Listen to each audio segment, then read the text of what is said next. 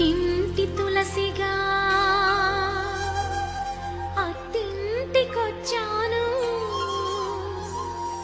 ఈ ఇంటి తులసికి కోడలై ఉన్నాను. ఈ గడప కుంకుమే నా పాట పల్లవి, వాకిలి ముగ్గులే పాటలో చరణాలు.